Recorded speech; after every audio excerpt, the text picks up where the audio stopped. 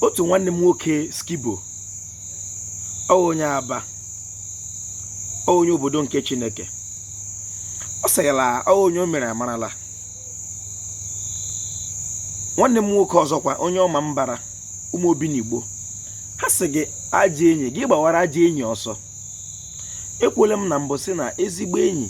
ka ajọ nwanne m mma nke ahụ wee ezigbo enyi anyị chọrọ ka anyị letu aja enyi anya isiokwu m n'ụbọchị nke taa bụ aja enyi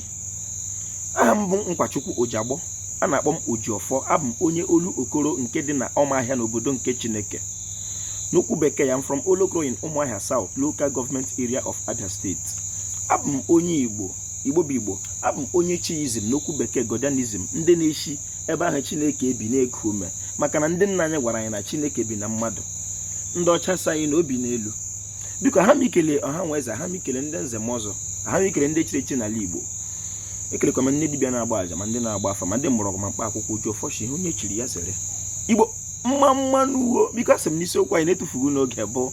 ajọ enyi. Otu ihe mere ị kwesịrị iji gbara ajọ enyi ọsọ bụ o nwere agwawo enyi kpaa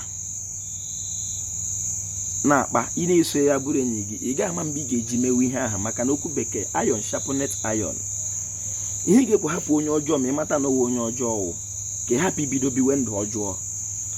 maka na izi m enyi gị mewere ya matawa onye wụ. Ojiọfọ kelere Igbo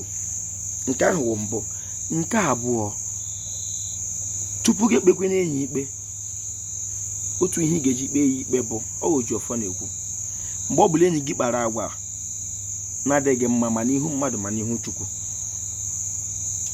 gabela agwa sị ichi ikpe ikpe sị ọ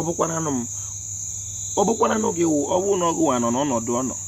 ihe o mere ị ga-eme ya ọ bụrụ na ezie na ị ga-emewu ya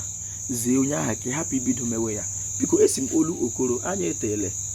asị m n'obodo asị n'obodo na-ekweteghị na eluigwe dị ihe anyị kpọrọ ya wụ eluigwe dị ihe niile wụ ihe ukwu na ebe ahụ ahịa ukwu ebe ahụ ka e were isi chere ndị nna anya nkwa ahịa ukwu olu okoro Ojiọfọ kelere Igbo.